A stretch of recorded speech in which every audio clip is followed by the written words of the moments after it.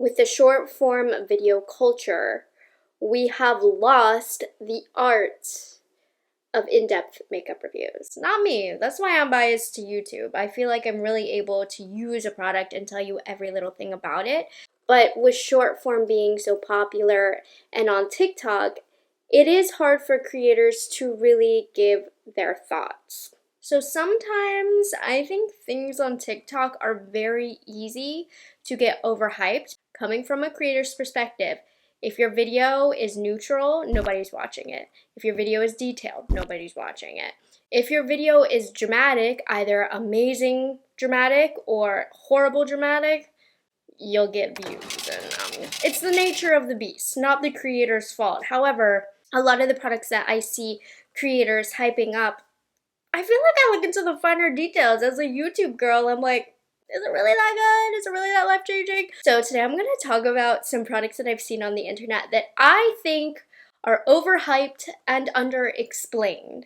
Because there's some of these products where they're good, but there's a lot of other details to it. So I'm going to be de-influencing you from the most viral, in my opinion, overhyped makeup. Now this is just my opinion, of course. As you know, there's so many makeup preferences out there, skin types and needs. But for me, as somebody who's giving you all the detail, this is why I don't think these deserve the hype that they get.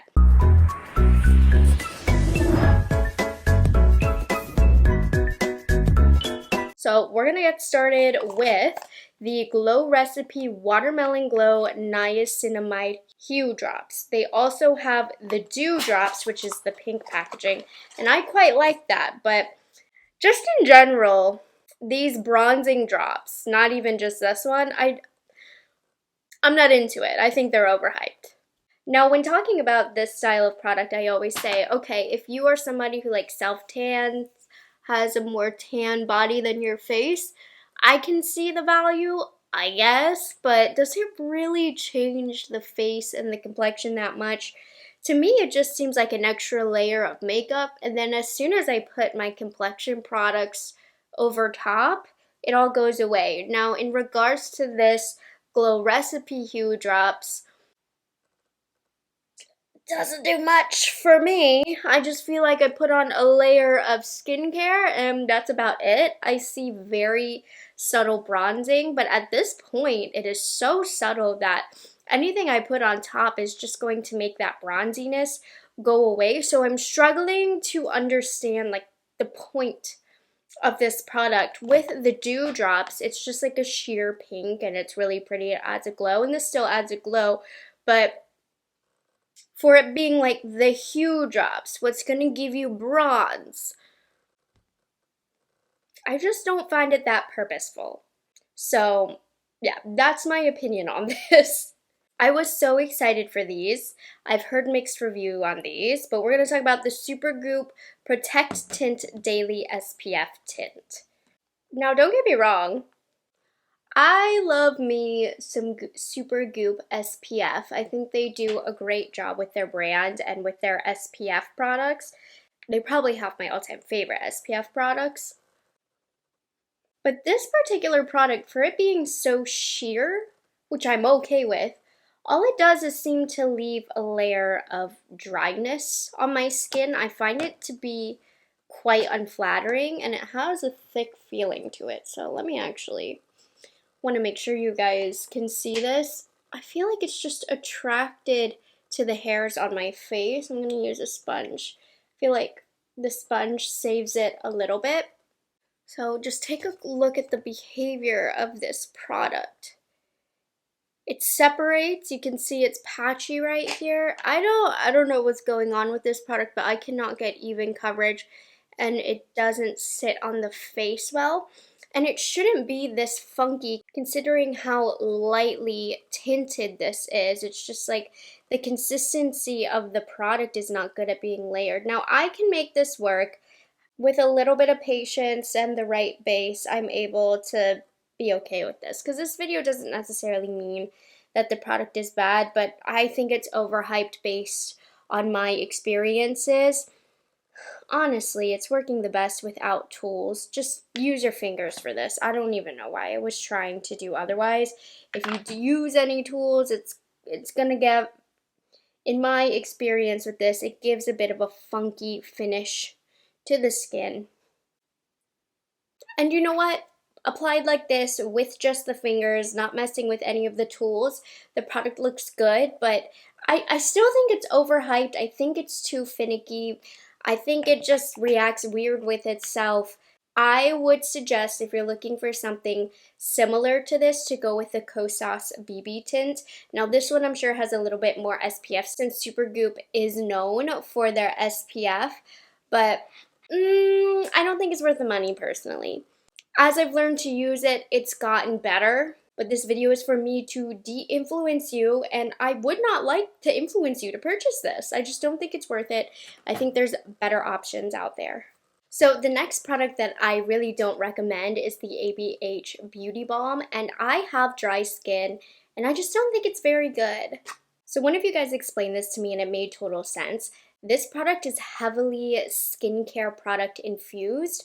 So if you have a lot of skincare on your face, it reacts with that. And I did experience that where it sat on top of the skin, it pilled, it disagreed whenever I had any product underneath. This product works best when I have no product underneath, which is just, it's not how I function. I need my SPF, I need my moisturizer. So I can't get on with this product if I can't have all of my prep products underneath. Not to mention that even when I use this without any product underneath, I still feel like it just sits on top of my skin and looks dry. I just didn't have the best experience with this. ABH is a well-seasoned brand, but I don't know what they did with this. So I'm just using my finger right now to press it in areas that I need a little bit more coverage. But I find that when I paint this on my face, it disagrees and pills up and looks heavy and sits on top. Even just with a little bit of zit coverage that I did here, can you guys see? It's just not sitting as pretty now in this small capacity, just using it with a finger in spotting areas. It's not so bad, but I can guarantee you this is a product that I have tried to make work on many occasions now at this point, ever since I picked it up, and I'm being really careful right now because I think it might react with the Supergoop tint, but I just want a little bit of coverage in the areas that I have redness, just since I'm on camera. Normally I wouldn't care, but you know what? This is probably the best experience I've had with this product, just using it for a little bit of natural spot concealing and coverage. But no, for the price point and for what it claims, it is way too finicky of a product. So I wouldn't recommend this. If you want a foundation stick, look into Makeup Forever. Theirs is great. There is a new popular concealer from a very popular brand on the internet, Say, and I love Say, but I don't love this concealer, and I just feel like they're not very good at concealers. This is the Slip Tint Concealer. So this is a redo of a different concealer that they launched a couple years ago, and it was sheer and horrible. So I was hopeful that I would enjoy this one. I don't. It's completely different, and I do think it's an improvement from the first one, but the wear on this is not good on me. So I find that this has a really thin consistency, and when I apply it, all is well and dandy with this product. It's just when it sits, it starts to sink into fine lines, and even when I set this with powder, the wear on this is not great. So it's unfortunate because this looks pretty when I first apply it, like so. It blends so nice. It has a medium light coverage, not the most full coverage concealer, but I don't mind that as long as it sits pretty and wears pretty. But this is like almost too liquidy and watery to where it runs and into the fine lines on my under eyes, and I just like have a map out of lines from underneath my eyes that honestly I feel like aren't noticeable quite yet at my age, but they really let me know what's coming for me when I wear this concealer. And let me tell you, I got some fine lines that are coming. So right immediately looks great. I'm gonna wait 5 minutes and you're gonna see what I'm talking about. I'm gonna do my brows off camera while we wait. Okay, I don't know if you can see what I mean, but my under eyes just look textured. It's swimming into lines that normally aren't present at all. And I find that even when I set this with powder, it just doesn't wear great. I'm gonna try and just blend this out. But the thing is, in the last year, so many good concealers have come out. There's just no reason to purchase this one when, like, Natasha Denona, you can get the Natasha Denona concealer instead of this one, and that one will perform so much better. That being said, like, I love the foundation version of this, but the concealer, she moves too much. She's too busy. So the next product that I have, you guys are familiar with. I've mentioned this a couple times, just not being worth the money. It was a popular requested product by you guys for me to review, so I did it right away. And I learned I am just not a fan of this powder. It's like $54 for a pressed powder. That's not going to blur away all my problems. No thank you. So of course it's the Hourglass Vanish Airbrushed Pressed Powder. If you're curious about this product, I did film a whole dedicated review, and the consensus is this is better as like a touch-up powder, better if you have oily skin as well. But I'm not paying $54 just for a touch-up powder. Like, it better set my makeup and give me a new face, but this one didn't. It looks dry on the under eyes. It sits a little on top of the skin. Like, look at that. That is not good. I have powders that would look seamless and blur away all of the problems. You can see the center of my face, it looks dry where I applied it. It's okay, you know, I already have it, so I have ways that I will utilize it and will enjoy it, but no. Buy the Huda Beauty powder, buy the Givenchy powder. If you're going to spend that kind of money, get one that is effective right away and blurring, but still lightweight feeling. If you want pressed, the Pat McGrath pressed powder is amazing. Not worth it. I love Hourglass. They're like my favorite brand, but they didn't get me with this one. Another powder that I was disappointed about, and I already told you guys too if you're regular on my channel, the Laura Mercier Translucent Pressed Setting Powder. So Laura Mercier is known for powders, particularly their loose translucent setting powder. I mean, that has been famous for like 20 plus years. So myself and everybody else, of course, we were excited to see what they could do with a pressed format, and this doesn't represent the loose powder format, if you ask me, at all. This is even more drying looking than the Hourglass, which is saying a lot, honestly, because Hourglass is pretty dry as well. So I'm just applying this straight with my sponge, and yes, I've tried both powders with a brush as well, with the applicators they both come with. Both powders look dry, no matter what way I apply them. But I don't know if you can see, but the Laura Mercier, it somehow manages to be a little bit more drying than the Hourglass, and to emphasize dryness that I'm telling you, I swear it's not there. I mean, obviously I am dry, and even if I can't see it, it's there, but this powder emphasizes it. Like, they don't need to call my problems out to everybody in the world. Chill a little. So if you're going to go Laura Mercier powder, definitely go with the loose powder and not the pressed powder. Okay, so this is not a new product, but I see everybody using these blushes, and I will say they're not that bad. They get the job done, but I do think that they are overhyped, and with how large the blush market is, there's a lot better that you can go to. Like, I beg of you, I'm gonna de-influence you from these because you can get better. In my opinion. I can't stress this enough. I be bullied when I don't like products, I swear. So I'm talking about the Too Faced Cloud Crush Blurring Blushes. I just feel like there's such good blushes out there on the market, and this hasn't stood out to me at all. I don't see how this is having longevity on TikTok, but it is for some reason. Go Laura Mercier, go MAC. There's so many other brands with beautiful blush formulas. Anyways, what shade should I use today? Let's use Golden Hour. Okay, you know, I mean, I'll be honest, I really don't have too much bad to say about this blush, but I also don't have too much good to say about it either. I don't think it blends itself. I don't think it's the easiest blush in the world to use. I mean, I don't think it's the hardest blush in the world to use either, but I mean, everybody in every corner is launching a blush, and these, I see people talking about how much they love them, and I'm like, I mean, they're fine.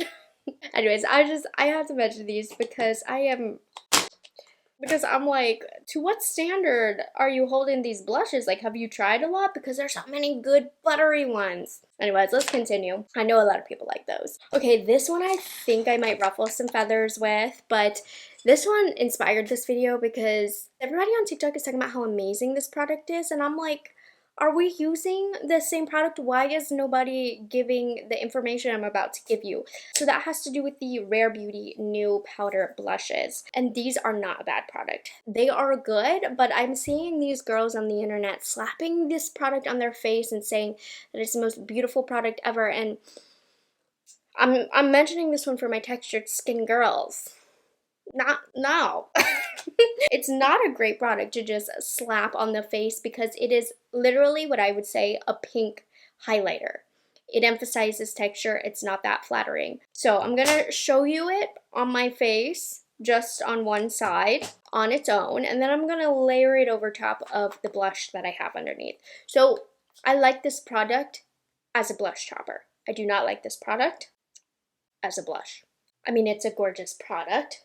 So just going to pat this on its own. So porcelain skin babies, I think you actually might really like this because it is a gorgeous, gorgeous glowy product, but textured skin, it's even emphasizing how not smooth my base is right now because I'm using products that just don't sit that great on the skin. I swear I have good makeup days, but with some of these products, it really seems like my skin is bad. I swear it's these products, but it's just too shiny for the cheek. So what I like to use this for is I have a color base down that's matte, like that Too Faced one, and then I take a little bit of this. I'm using the shade Happy, by the way, and I pop it right on top. And that is just so much more tolerable. There's less glow, there's more of a strong base, and there's less texture being emphasized. So I do think that these are overhyped because I don't hear many people talking about how unflattering this can be on texture or on a not smooth base if you're not having a good foundation day. So, you know, I'm not saying you don't want to buy this product. I do like it. It's just definitely overhyped. Okay, this one, maybe it's not overhyped because a lot of you agreed in the comments with me, but I'm talking about the Natasha Denona Hygiene Skincare Infused Glow Beautifier. Ooh, baby, this is glittery. I definitely recommend you check out my original time testing this out in a video, and you'll see what I was talking about because I applied it in every single way that she recommended, Natasha Denona herself. I mixed it with her skincare serum. I applied it underneath all over with a big fluffy brush, with a dense brush. This is glittery, metallic. It's giving R2-D2, as one of you guys said in the comments. It's metallic. It has a really interesting, creamy, silky feel to it, and I was excited for this. Her demos, it looked incredible, but all over the face, bare to metallic. The best way to use this product is simply as a highlight. And you guys know Natasha Denona, she ain't cheap, girl. She's not cheap. So I do expect top-notch quality from her. And this is like a regular highlight, and even then, I don't know if you can see, but it doesn't really look that smooth or buttery against the skin. It looks a little textured. Now, I think the texture is being emphasized just because of the base that I have on now, because I'm literally using products that don't sit pretty on my skin. But it's just overhyped. Natasha Denona, by the way, her brand has the skill set, the resources to create a good highlight because they literally have amazing highlights in their line. But there's something about this highlighter that's a little, dare I say, chunky. You know, it's advertised as something that's supposed to sit on the skin super smooth, and I just don't get that from this product. But it is one of those products, though, where you pull back, you're like, she ain't half bad, actually. But if you're up close, HD camera, 2 lights right in front of me, it's not what it may seem. It's not that great. So let's talk eyeshadows. I have a new, or two I guess, but they're this, you'll see. I have an eyeshadow palette that it's not bad, but there's so many good eyeshadow palettes out there. I don't think you need the Too Faced Born This Way eyeshadow palettes, the mini ones, especially, listen to me, if you have the full size one, unless you really want this in smaller size, you don't need it. I mean, these shades are not unique at all. I've done a couple tutorials now on my channel with these. I'm going to use the Warm Ember Nudes. I'm not going to do anything special. I will say the standout of these is definitely the mattes. I think the mattes in here are for some reason really buttery and easy to blend and use. But you're paying $29 for 6 shades and there's only 3 mattes in here. I find the shimmers to not really be that easy to use or nice to use. So we're starting off with the mattes though, and it's going to be a really nice experience using the darker shade to add some depth. You see how beautiful of a layer of pigment that lays down, but it easily blends out without over blending. Just a really great matte formulation. I was even surprised when I first tried this. And Too Faced in general is a brand that's hit or miss when it comes to eyeshadows. And so I was not really excited about this launch, but I thought I'd try it. And where I think this loses the value and why I wouldn't recommend purchasing it falls in the shimmers. I think shimmers are easy to formulate. And these are chunky, you have to use a finger, otherwise it's going to be super messy. You don't get a smooth layer of color on the eyes. Now don't get me wrong, like you can get there, it's really not that hard to just pop your finger in and apply it. But you know, nowadays, there's so much good makeup out there, there is no need to have to compromise. Like I need to use a brush to get in this small detailed area here, but it's going to be kind of a mess if I'm not careful. So overall, these eyeshadows, I don't find them to be all that. I don't think that the colors are very unique, especially if you already have the Too Faced Born This Way eyeshadow palette. I'd look in other directions. They're cute, they're portable, they're great for travel. If you're dying for it, yeah, pick it up, but only on sale is how I would recommend it. You know what can always save a makeup look? Eyelashes. I'm like, it don't even matter. I have the lashes, I look put together. I don't put on lashes as much anymore, so every time I do, I like feel like I have caterpillars on my eyes. But I'm a lash girl. I am. Anyways, let's finish off with the lip category. I've seen a lot about these, but I want to send a warning to you guys.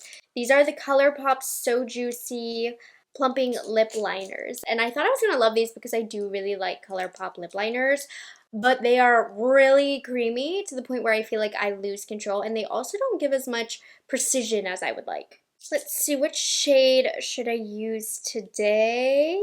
Let's go Tease. So I do really like Colourpop lip liners from their original line, but these are so creamy I lose control, and it's very easy for me to go outside of the line that I don't want to. And they also just don't look very precise. They have almost like a blurred edge, so it doesn't give as much definition as I like. Everything that I'm describing is what I want from a MAC lip liner. I want it super defined, I want it drier, I want to have a lot of control. I just don't feel that way about this lip liner. Now it gets the job done, it's good in that way, and because it's plumping, it has a little bit of a plumping sensation to it, very subtle. But I prefer their original lip liners. Now what also launched with these is like the plumping lipstick. That is really good. It's like a gloss balm stick form. So good from this line. But the lip liners I was a little disappointed by. I would de-influence you from this lip liner, and then if you are ordering from Colourpop, to just go for their regular ones. I find those to be a little bit easier to use. But, you know, the flaw of those original ones is that they're sharpenable, and the actual product, you guys know, it can like fall out. This is an automatic pencil, so it doesn't do that.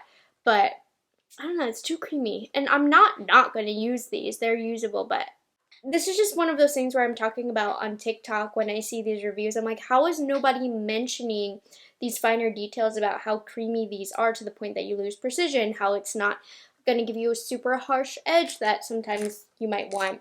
That's the stuff that's missing from the TikTok reviews as a very biased YouTube user. So anyways, these aren't bad, but I was disappointed by these. I definitely think that these are overhyped. Then I also have this from Tarte. It's one of their most popular products, the Maracuja Juicy Lip Vinyl, particularly their shimmering lines. And I'm coming for Tarte's marketing here because it looked so glittery on the lips and it's quite underwhelming. This is just like a normal gloss with shimmer. I don't even want to go as far as to call it a shimmer gloss. And don't get me wrong, this formula is fine. I've purchased multiple different finishes of this formula, but I don't know, I just feel like it looks like a normal gloss to me as opposed to like the amazing, miraculous shimmer finish that everybody was like, oh, maybe if I put a flashlight to my lips, let's see. Because these influencers, you know, we all have really professional lights and they will manipulate things to look a certain way that they might not look IRL. Let's see. I mean, that helped, right?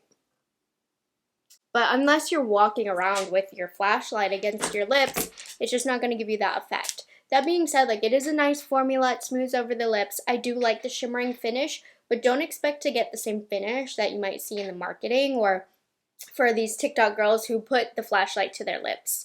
And then the last product that I have that I thought was overhyped was the Summer Friday lip oils. These are watery thin, if you ask me. I think they took the word oil too literally. Now, I like a thicker lip oil. Keep those preferences in mind, but I do find this to be so thin that it separates over the lines of the lips. It doesn't give that plump effect. Let's see. This is the shade Blush Dreams, by the way. Like, for me, I want a lip oil to give me some juice, some plump, and heavy hydration. This is so thin, it wears off so quickly. It is not a good quality lip oil, and it's just interesting because the lip butter balms are so good from Summer Fridays that we all expected this to be amazing, but this is not acceptable for my criteria that I have of lip oils. Sometimes these videos will make a liar out of me because my makeup looks good. We got a good look at it today, but nonetheless, these products, I really do feel like you can get better alternatives for out there on the market.